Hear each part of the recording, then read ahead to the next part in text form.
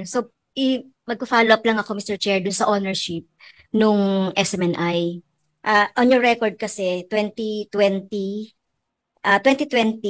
nakalagay yung pangalang Apollo Kibuloy. Ano tama? Kibuloy as, as one of the stockholders. Tama po ba? No, Mr. Chair. Our latest GIS, Mr. Chair. No, 2020. I'm asking of that 2020. So, sa 2020 ninyo na information report or GIS yan, 2020. andun yung pangalan ni Kibuloy as your stockholder, one of the stockholders. There was Tama? already an amendment, Mr. Chair. 2020, I'm asking attorney of I have no 2020 record report. of the 2020, Mr. Chair. Well, have you submitted it? Kasi nakita lang namin sa report.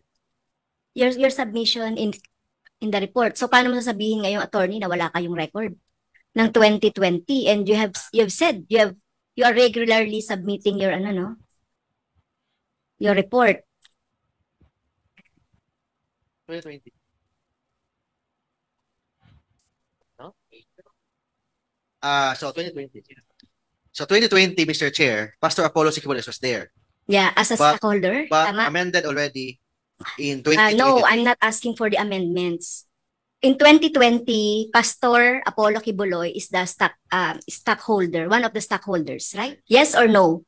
Yes, Mr. Chair. Okay, so, and then after 2021, after 2020, that is 2021, 2022, and up to present, wala na siya doon. Tama? Yes, Mr. Chair. Okay. So, nakalagay na lang doon, Executive Pastor of the Kingdom of Jesus Christ. Tama? The name above every name incorporated, Mr. Chair. Yes, Mr. Chair. As a stockholder, ito yung Executive Pastor of the Kingdom, and you have named that to be Marlon Acobo, Yes, right? Mr. Chair. 53.46%.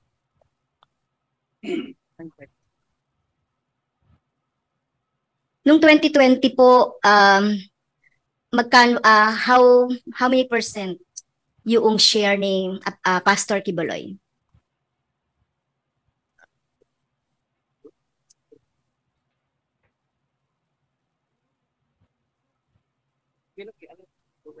We will provide a copy, maybe, Mr. Chair, next meeting, Mr. Chair, because we have no record yet in our possession, Mr. Chair. 700. 750 ang ownership amount.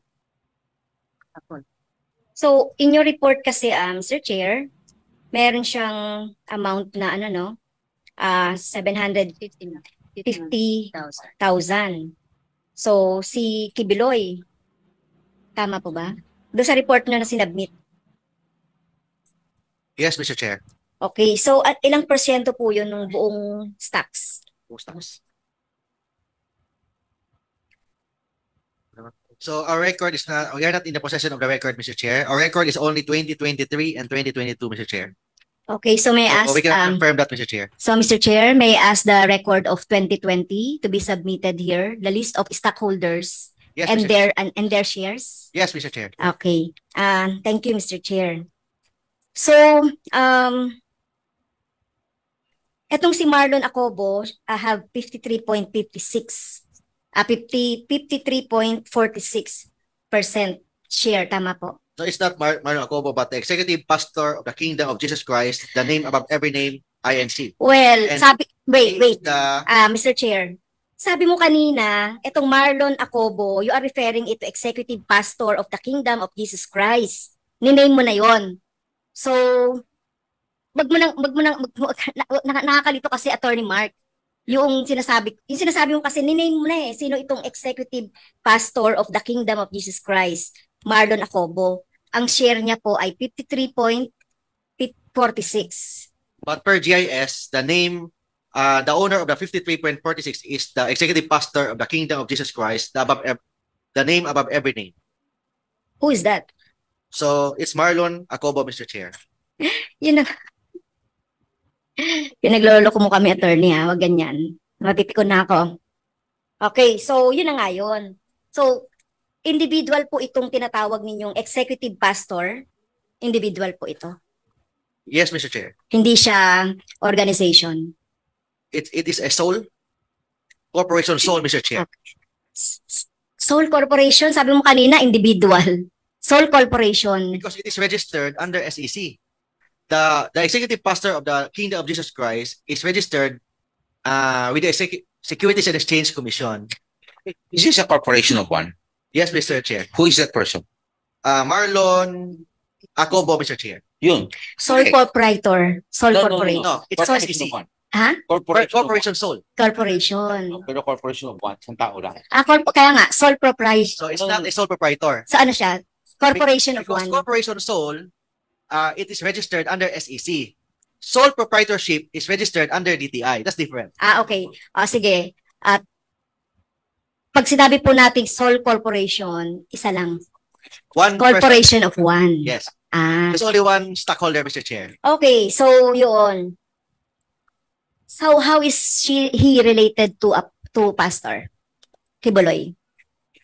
He is Brother Marlon Acobo is the executive pastor of the Kingdom of Jesus Christ As per what date? as of 2022 December, and Pastor Apollo Sikibuloy is the pastor of the Kingdom of Jesus Christ.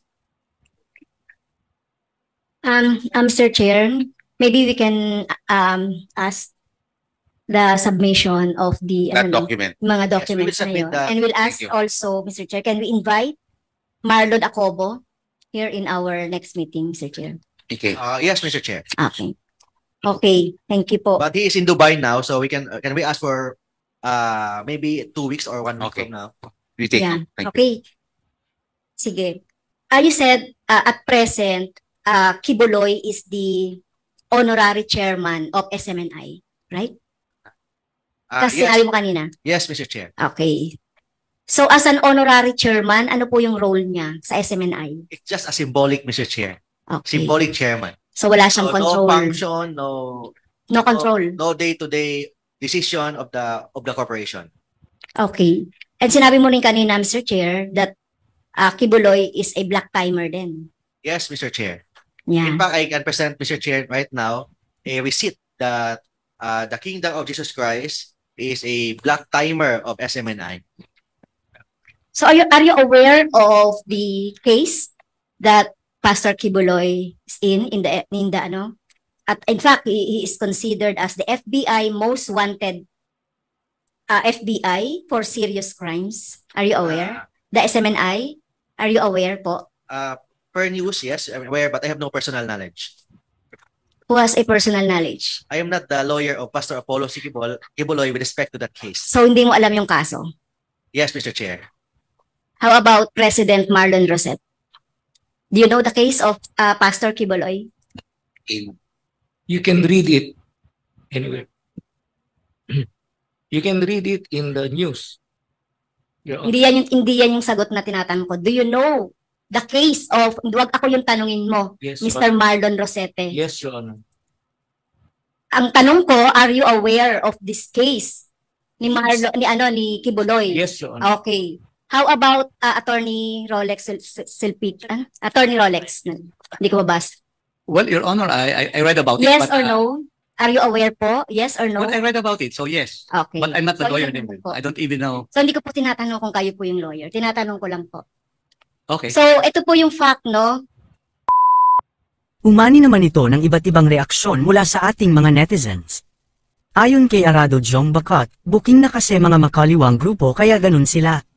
SMN ay malaking tulong sa pagbibigay ng impormasyon kaya iyak talaga ang mga nasagasaan. Pahayag naman ni Alde Evelyn Castro, mag-aral ka muna, huwag kang magtatanong kung di mo maiintindihan. At ito naman ang saloobin mula sa ating kababayan na si Romy Gark Iso.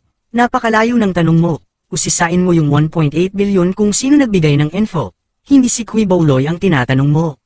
Mga kababayan, feel free to comment below para maglabas ng saloobin sa balitang ito.